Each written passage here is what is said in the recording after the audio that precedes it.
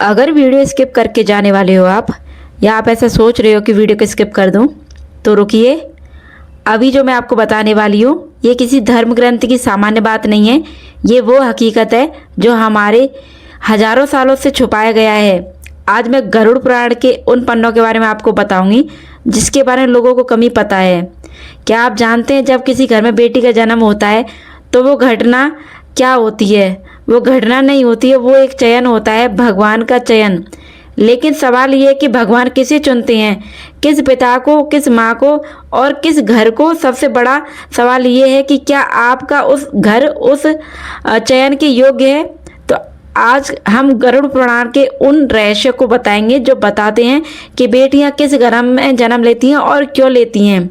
तो उनके घर में जन्म आपके भाग्य से क्या संबंध है? तो आपको ये सारी जानकारी आज की वीडियो में मिलेगी, तो प्लीज़ वीडियो को अंत तक देखिए, क्योंकि आज हम आपको बताएंगे कि बेटियों का जन्म किस घर में होता है और किस कारण से होता है। बेटी किस घर में जन्म लेती है तो उसके पीछे का क्या कारण होता है। तो देखिए, हिंदू धर्म में बेटी को लक्ष्मी का रूप माना गया है और गरुड़ पुराण के अनुसार बताया है कि जहाँ स्त्री का सम्मान होता है वहाँ धन, सुख और समृद्धि अपने आप आती है।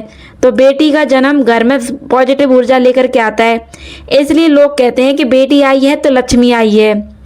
तो बेटी पापों को नाश और पुण्य को बढ़ाना करती है शुरू। बेटी का जन्म घर में पुण्य का काम होता है।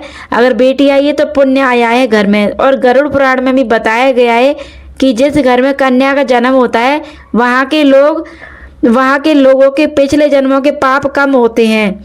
बेटी की सेवा और बेटी की शिक्षा और उसकी परवरिश करने से पुण्य बढ़ता है। तो इसलिए सिर्फ सदस्य नहीं होती है बेटी, बल्कि घर के लिए एक आध्यात्मिक आशीर्वाद भी होती है बेटी। घर में अगर आपके रिश्ते या आपके प्रेम में संतुलन नहीं बैठ रहा है तो बेटियों के आने से उस घर में प्यार और संतुलन भी बढ़ता है। बेटियों का जो स्वभाव होता है वो बहुत संवेदनशील होता है, बहुत केयरिंग होता है और परिवार को जोड़ने वाला होता है।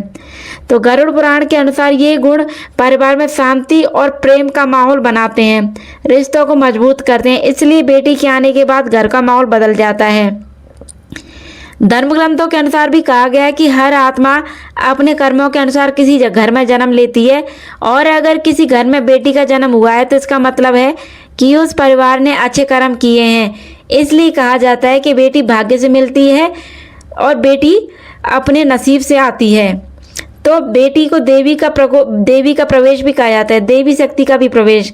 गरुड़ पुराण में और अन्य ग्रंथों में भी स्त्री को शक्ति का रूप बताया गया है। दुर्गा, सरस्वती, लक्ष्मी सभी देवी रूप हैं। बेटियों को भी इन शक्तियों का अंश माना गया है, इसलिए बेटी के जन्म को शुभ संकेत बताया गया है। तो तुमने अपने बारे में कई बार सुना होगा या अपने आसपास में देखा होगा कि कई लोग ऐसे होते हैं जो बेटी के जन्म पे दुखी होते हैं। कई लोग इस तरह की भी बातें करते हैं कि अरे बेटी हो गई तो इनके ऊपर तो कर्जा बढ़ गया, अरे बेटी होना तो यानी कि पाप है। तो देखिए, ये बातें सिर्फ नीचता और नीच सोच वाले लोग ही नीचता की बातें करते हैं। तो बेटी का होना बहुत ही शुभ बताया गया है गरुड़ पुराण में, और बेटी का जन्म एक वरदान होता है। ये सब धार्मिक और सांस्कृतिक बातें हैं, पर अगर सच में आपको बेटी के जन्म पे खुशी है तो समझ जाइए सच में आप भगवान को खुश कर रहे हो। और बेटी के लिए अगर बेटी के जन्म पे आप अपने आप ही अंदर से खुश हो और भगवान को धन्यवाद दे रहे हो तो समझ जाइए कि आप ईश्वर को धन्यवाद दे रहे हो, ईश्वर की उस कृति को धन्यवाद दे रहे हो जिसके लिए आप की बेटी आपके घर में आई है। तो याद रखो, बेटी किसी के कर्मों का या किसी के हिसाब किताब का फल नहीं होती है। बेटी एक आशीर्वाद के रूप में होती है जो तुम्हारे लिए भगवान देता है। तो बेटी की रिस्पेक्ट करके उसे ईश्वर का आशीर्वाद समझ करके पालते हैं लोग। इसलिए कहते हैं कि बेटी के जन्म लेते ही घर की किस्मत बदल जाती है। लेकिन क्या ये एक कहावत है या इसके पीछे कोई गहरा रहस्य छुपा है? तो गरुड़ पुराण में इसके बारे में पूरी जानकारी दी गई है। अगर आप चाहते हो कि मैं पूरी जानकारी विस्तार से बताऊं तो मुझे कमेंट करके बताइए, अगला वीडियो मैं पूरा विस्तार से बनाऊंगी। आज का वीडियो सिर्फ इतना ही, मिलते हैं एक और नई वीडियो के साथ में आप सभी से।